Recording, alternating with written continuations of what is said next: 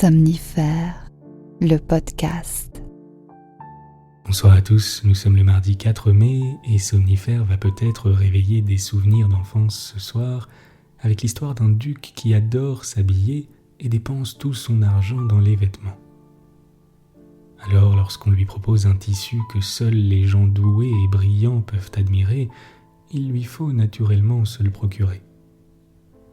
Il s'agit d'un conte d'Andersen intitulé « Les habits neufs du grand-duc ». Je vous souhaite une excellente nuit et maintenant place à notre séance de relaxation. La séance de relaxation. Commencez par relâcher complètement votre visage, détendez vos sourcils, déplissez votre front.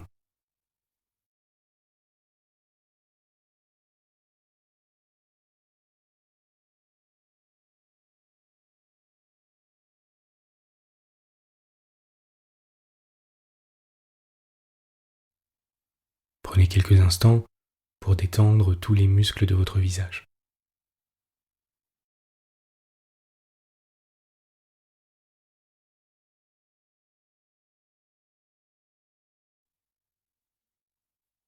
Relâchez votre nuque,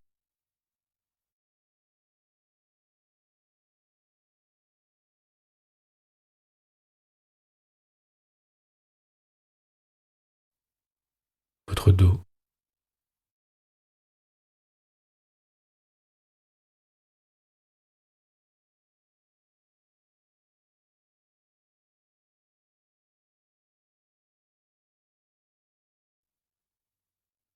ressentez les muscles de votre dos se relâcher complètement, s'abandonner sur le matelas.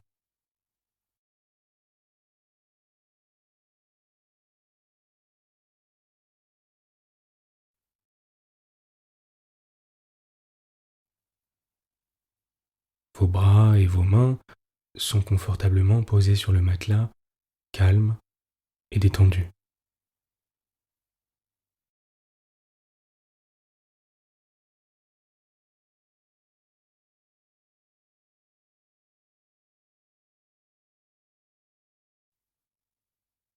Laissez retomber vos épaules, sentez-les se relâcher de tout leur poids.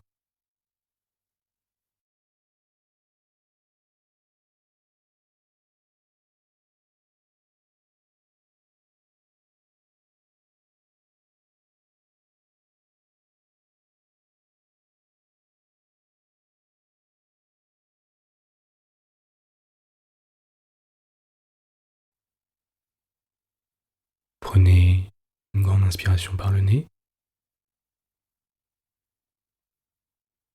et expirez par la bouche, à votre rythme.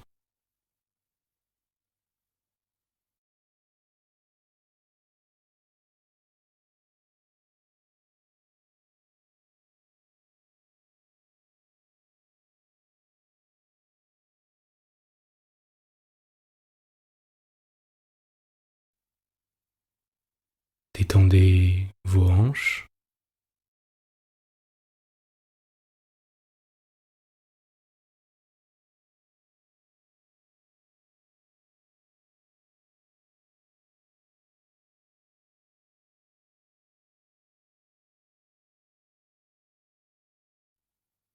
vos cuisses,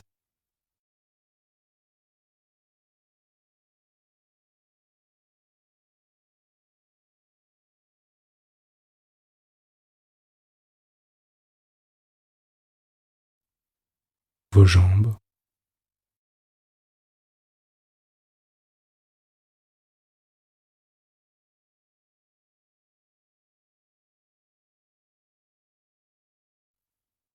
vos pieds.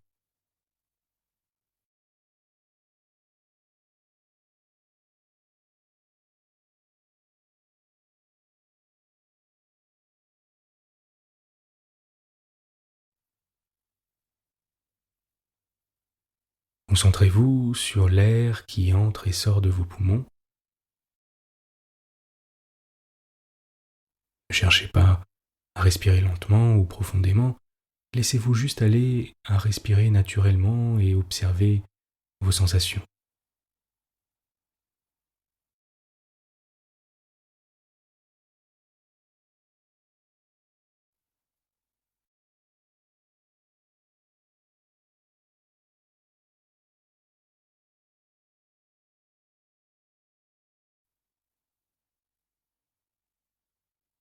Imaginez que toute la tension accumulée au cours de la journée s'évacue par vos extrémités, par vos doigts et vos orteils alors que vous expirez.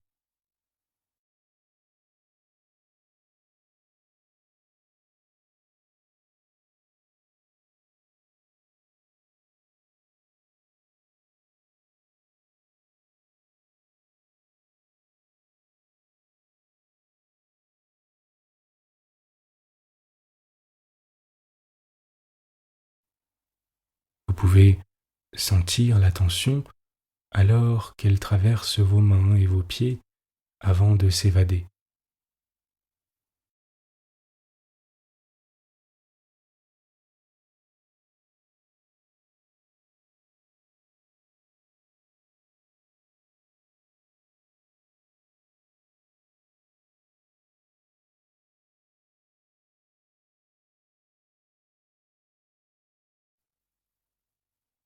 Vous vous sentez de plus en plus calme et reposé. Sentez vos paupières reposer lourdement sur vos orbites et comme il est confortable de reposer vos yeux, de leur donner un temps de répit pour la nuit, de les mettre au repos.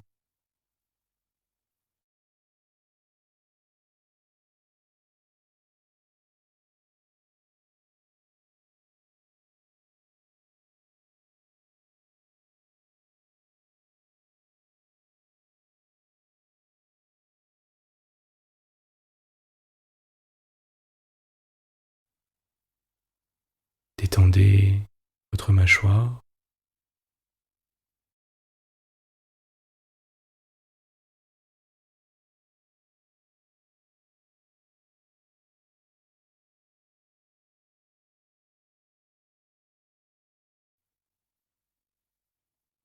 sentez comme votre visage semble plus frais que le reste de votre corps, comme cela est agréable.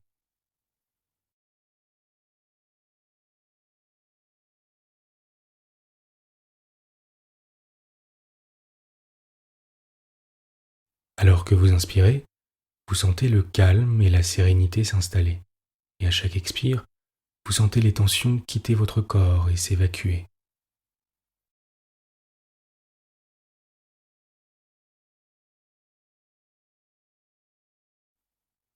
Vous vous sentez de plus en plus calme et reposé.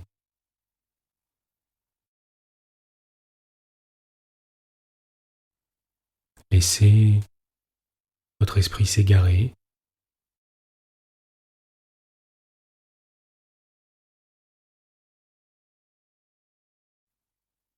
observez les sensations de votre corps,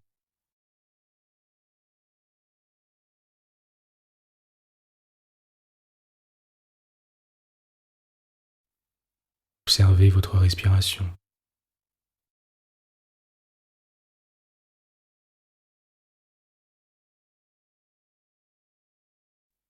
Observez les appuis de votre corps contre le matelas.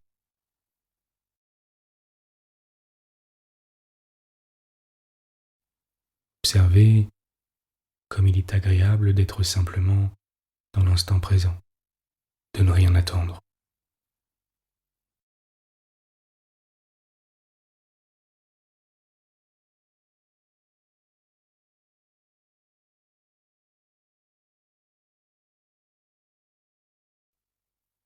À présent, prenez un moment pour méditer, c'est-à-dire de ne vous concentrer que sur votre respiration et sur l'air qui entre et sort de vos narines. Si des pensées vous viennent, laissez-les passer de manière indifférente, comme si vous n'étiez qu'un simple observateur extérieur.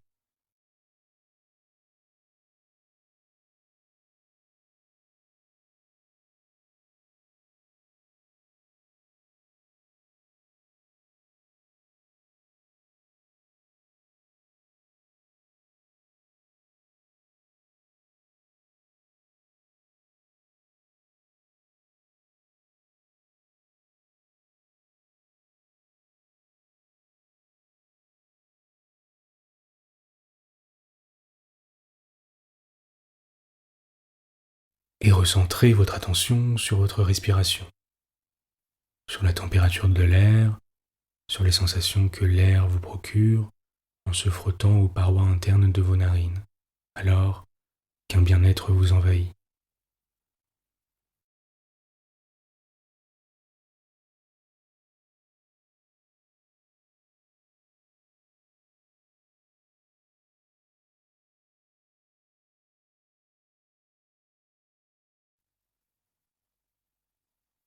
Laissez votre esprit s'égarer et votre attention se concentrer sur votre respiration.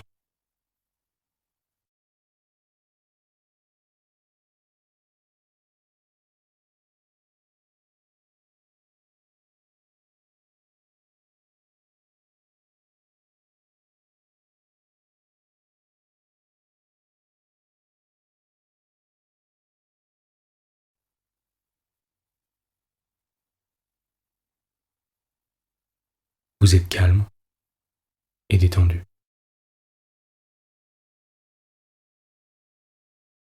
L'histoire du soir. Hans Christian Andersen, Les habits neufs du grand-duc. Il y avait autrefois un grand-duc qui aimait tant les habits neufs qu'il dépensait tout son argent à sa toilette. Lorsqu'il passait ses soldats en revue, lorsqu'il allait au spectacle ou à la promenade, il n'avait d'autre but que de montrer ses habits neufs. À chaque heure de la journée, il changeait de vêtements, et comme on dit d'un roi « il est au conseil », on disait de lui « le grand-duc est à sa garde-robe ». La capitale était une ville bien gaie grâce à la quantité d'étrangers qui passaient, mais un jour il y vint aussi 2 fripons qui se donnèrent pour des tisserands et déclarèrent savoir tisser la plus magnifique étoffe du monde. Non seulement les couleurs et le dessin étaient extraordinairement beaux, mais les vêtements confectionnés avec cette étoffe possédaient une qualité merveilleuse. Ils devenaient invisibles pour toute personne qui ne savait pas bien exercer son emploi ou qui avait l'esprit trop borné. « Ce sont des habits impayables », pensa le grand-duc. « Grâce à eux, je pourrai connaître les hommes incapables de mon gouvernement, je saurai distinguer les habiles des niais.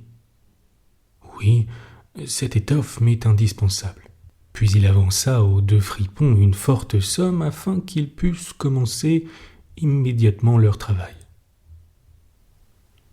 Ils dressèrent en effet 2 métiers et firent semblant de travailler, quoiqu'il n'y eût absolument rien sur les bobines. Sans cesse, ils demandaient de la soie fine et de l'or magnifique, mais ils mettaient tout cela dans leur sac, travaillant jusqu'au milieu de la nuit avec des métiers vides. « Il faut cependant que je sache où ils en sont, » se dit le grand-duc. Mais il se sentait le cœur serré en pensant que les personnes niaises ou incapables de remplir leurs fonctions ne pourraient voir l'étoffe. Ce n'était pas qu'il doutât de lui-même, toutefois il jugea à propos d'envoyer quelqu'un pour examiner le travail avant lui. Tous les habitants de la ville connaissaient la qualité merveilleuse de l'étoffe, et tous brûlaient d'impatience de savoir combien leurs voisins étaient bornés ou incapables. « Je vais envoyer au tisserand mon bon vieux ministre, » pensa le grand-duc, « c'est lui qui peut le mieux juger l'étoffe. Il se distingue autant par son esprit que par ses capacités. » L'honnête vieux ministre entra dans la salle où les 2 imposteurs travaillaient avec les métiers vides. « Bon Dieu, » pensa-t-il en ouvrant de grands yeux, « je ne vois rien. » Mais il n'en dit mot. Les 2 tisserands l'invitèrent à s'approcher et lui demandèrent comment il trouvait le dessin et les couleurs. En même temps, ils montrèrent leur métier et le vieux ministre y fixa ses regards. Mais il ne vit rien par la raison bien simple qu'il n'y avait rien. Bon Dieu, pensa-t-il, serais-je vraiment borné ? Il faut que personne ne s'en doute. Serais-je vraiment incapable ? Je n'ose avouer que l'étoffe est invisible pour moi. Eh bien, qu'en dites-vous ? Dit l'un des tisserands. C'est charmant, c'est tout à fait charmant, répondit le ministre en mettant ses lunettes. Ce dessin et ces couleurs, oui, je dirais au grand-duc que j'en suis très content. C'est heureux pour nous, dirent les deux tisserands, et ils se mirent à lui montrer des couleurs et des dessins imaginaires en leur donnant des noms. Le vieux ministre prêta la plus grande attention pour répéter au grand-duc toutes leurs explications. Les fripons demandaient toujours de l'argent, de la soie et de l'or. Il en fallait énormément pour ce tissu. Bien entendu qu'ils empochèrent le tout, le métier restait vide et ils travaillaient toujours. Quelque temps après, le grand-duc envoya un autre fonctionnaire honnête pour examiner l'étoffe et voir si elle s'achevait. Il arriva à ce nouveau député la même chose qu'au ministre. Il regardait et regardait toujours, mais ne voyait rien. « N'est-ce pas que le tissu est admirable ?» demandèrent les deux imposteurs en montrant et expliquant le superbe dessin et les belles couleurs qui n'existaient pas. « Cependant, je ne suis pas niais, » pensait l'homme. « C'est donc que je ne suis pas capable de remplir ma place. C'est assez drôle, mais je prendrai bien garde de la perdre. » Puis il fit l'éloge de l'étoffe et témoigna toute son admiration pour le choix des couleurs et le dessin. « C'est d'une magnificence incomparable, » dit-il au grand-duc, et toute la ville parla de cette étoffe extraordinaire. Enfin, le grand-duc lui-même voulut la voir pendant qu'elle était encore sur le métier. Accompagné d'une foule d'hommes choisis, parmi lesquels se trouvaient les deux honnêtes fonctionnaires, il se rendit auprès des adroits filous qui tissaient toujours, mais sans fil de soie ni d'or, ni aucune espèce de fil. « N'est-ce pas que c'est magnifique ?» dirent les deux honnêtes fonctionnaires. « Le dessin et les couleurs sont dignes de votre Altesse. » Et ils montrèrent du doigt le métier vide comme si les autres avaient pu y voir quelque chose. « Qu'est-ce donc ?» pensa le grand-duc. « Je ne vois rien. C'est terrible. Est-ce que je ne serai qu'un niais ? Est-ce que je serai incapable de gouverner ? Jamais rien ne pouvait m'arriver de plus malheureux. » Puis tout à coup, il s'écria. « C'est magnifique. J'en témoigne ici toute ma satisfaction. » Il hocha la tête d'un air content et regarda le métier sans oser dire la vérité. Tous les gens de sa suite regardèrent de même, les uns après les autres, mais sans rien voir, et il répétait comme le grand-duc. « C'est magnifique !» Ils lui conseillèrent même de revêtir cette nouvelle étoffe à la première grande procession. « C'est magnifique, c'est charmant, c'est admirable !» exclamaient toutes les bouches, et la satisfaction était générale. Les deux imposteurs furent décorés et reçurent le titre de gentilhomme tisserand. Toute la nuit qui précéda le jour de la procession, ils veillèrent et travaillèrent à la clarté de 16 bougies. La peine qu'ils se donnaient était visible à tout le monde. Enfin, ils firent semblant d'ôter l'étoffe du métier, coupèrent dans l'air avec de grands ciseaux, cousirent avec une aiguille sans fil, après quoi ils déclarèrent que le vêtement était achevé. Le grand-duc, suivi de ses aides de camp, alla l'examiner et les filous, levant un bras en l'air comme s'il tenait quelque chose, dirent : « Voici le pantalon, voici l'habit, voici le manteau. C'est léger comme de la toile d'araignée. Il n'y a pas de danger que cela vous pèse sur le corps, et voilà surtout en quoi consiste la vertu de cette étoffe. » Certainement, répondirent les aides de camp, mais ils n'y voyaient rien, puisqu'il n'y avait rien. Si votre Altesse daigne se déshabiller, dirent les fripons, nous lui essayerons les habits devant la grande glace. Le grand-duc se déshabilla, et les fripons firent semblant de lui présenter une pièce après l'autre. Ils lui prirent le corps comme pour lui attacher quelque chose. Il se tourna et se retourna devant la glace. « Grand Dieu, que cela va bien, quelle coupe élégante !» s'écrièrent tous les courtisans. « Quel dessin, quelle couleur, quel précieux costume !» Le grand maître des cérémonies entra. «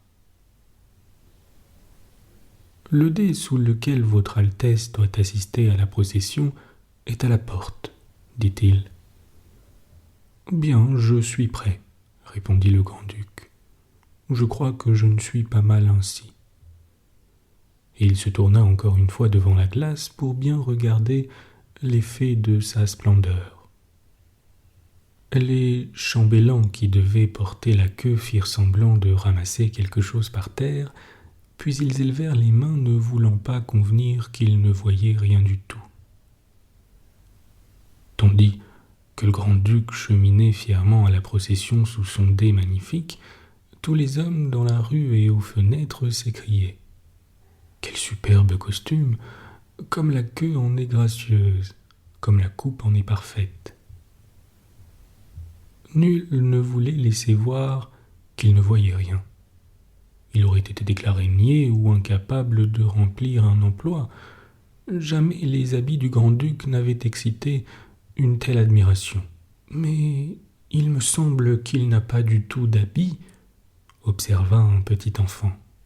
« Seigneur Dieu, entendez la voix de l'innocence, » dit le père. Et bientôt on chuchota dans la foule en répétant les paroles de l'enfant. « Il y a un petit enfant qui dit que le grand-duc n'a pas d'habit du tout. »« Il n'a pas du tout d'habit !» s'écria enfin tout le peuple. Le grand-duc en fut extrêmement mortifié, car il lui semblait qu'ils avaient raison. Cependant, il se raisonna et prit sa résolution. « Quoi qu'il en soit, il faut que je reste jusqu'à la fin. » Puis il se redressa plus fièrement encore, et les chambellans continuèrent à porter avec respect la queue qui n'existait pas. Bonne nuit. Bonne nuit.